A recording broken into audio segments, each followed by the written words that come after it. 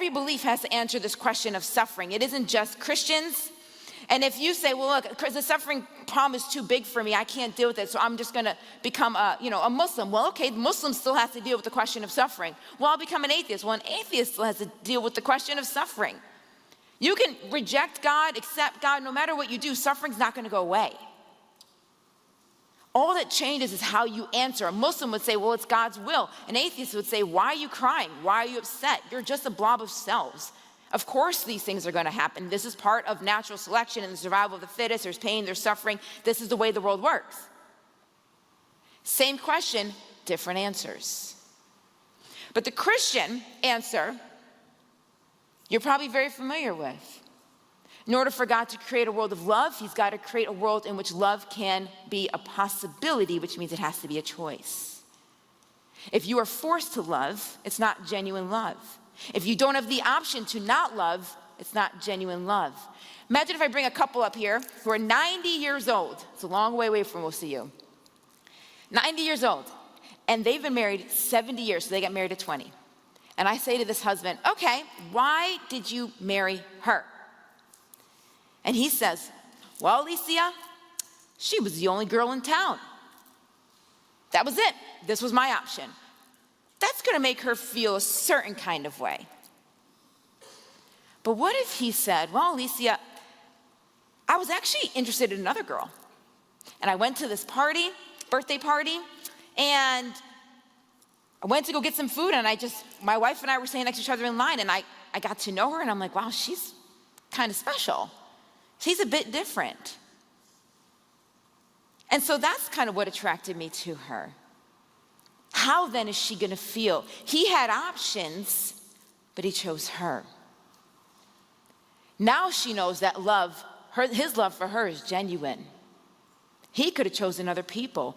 God creates a world, guys, in which love is possible, but the consequence of that is that so is anything that is painful, that is mean, that is bad. So people can choose to love with their hands, or they can choose to harm with their hands. People can choose to love with their bodies, or they can choose to hate with their bodies. And if God was to eliminate or create a world in which there was no pain and no suffering, the nature of your relationships with each other would be drastically different. It would also be a world, by the way, in which there was no atheists. It would also be a world, by the way, in which there was no Buddhists, no Hindus, no Muslims, no Mormons. Why? Because it'd be only people who could serve God, the Christian God.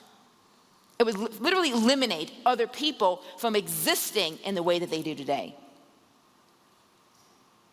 So we think we can just take one piece out and everything is going to be the same. That's not how it works. But as you know, and Megan just alluded to it, our anger with suffering is because for us, suffering is happening to people of value and there's something wrong. The Christian idea of the image of God actually affirms your frustration with pain. It affirms your frustration that this should not happen. Something is wrong. Like again, an atheist would just say, why do you think we shouldn't hurt? Who told you that? That's not the way the world works. But Christianity actually affirms it because it says there's something unique and special about you. And there's a way because of your value that you should be treated. There's a way because of your value that you should experience life. This is why if I get up in the morning and I step on an ant, nobody cares. But if I get up in the morning and step on my ant, that's a different story. Same action, but different recipient. But because my ant has a value that ant didn't have. So your anger, your tears, your frustration, your pain about suffering is largely due to Christianity's perspective that you matter and that your suffering matters and that something is wrong. So can we make sense of this? Is there any way for us to make sense of this pain? Well, if I was to say to you, there's one bad thing that can happen to you today, one. and that one bad thing happens to you. So there's one bad thing that can happen to you, and it happens to you. You might be pretty angry with God. God, you couldn't have stopped that? God, you couldn't have kept me safe from that? God, you couldn't have protected this person from that? But what if I told you that there was 999 things that could have gone bad to you today, and you experienced one? Would you still be angry? Or would you actually have a sense of thankfulness that God protected you from the 999? The question is, we don't know which one is happening every single day. Is there one bad thing and one bad thing happens? Or is there 999 that he's protected you from and he's allowed this one?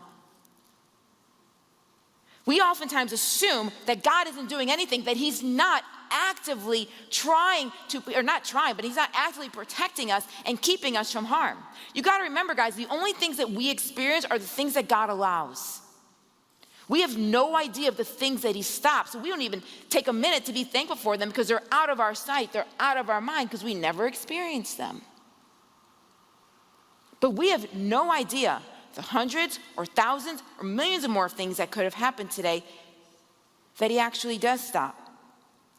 So does he intervene? You better believe it. But he can't intervene every time, guys. God cannot constantly intervene in everything. Imagine that I am in a fight with a person because they really irritated me and they really mess up, and I want to go ahead and I just want to punch them. So I grab my fist together and I go to punch him, and my arm won't move. And it's like stuck, it's like frozen. I'm like, are you stopping me from punching somebody? Right, I look to God and say, what are you doing? Why can't I punch this person? Well, Lucia, it's not good for you to do that. I don't care, I want to do it. Or let's say somebody did something and I want to yell at them and I want to say horrible things to them. But he stops me. Why? Because we want God to stop every evil. We want God to stop every bad thing. We want God to only allow good things to happen. So the only way for him to do that is to stop me from functioning. And how am I now going to look at him? Am I going to think, wow, you're such a great God. Thank you for freezing my fist. Oh, thank you for making it so I can't talk. Or am I going to be frustrated with him? Just leave me alone. Like, you're so overbearing and you're so overpowering. I can't even live. I'm mad. I want to be mad. Let me be mad. In other words, if God intervened in every last bad thing that could happen, you would resent him. You would hate him because he would just feel so controlling. It wouldn't draw people towards it. It would make people want to run away from him. The reality is, guys, is while he does stop things, he can't stop everything. But he also can't stop everything because it will give us a false illusion.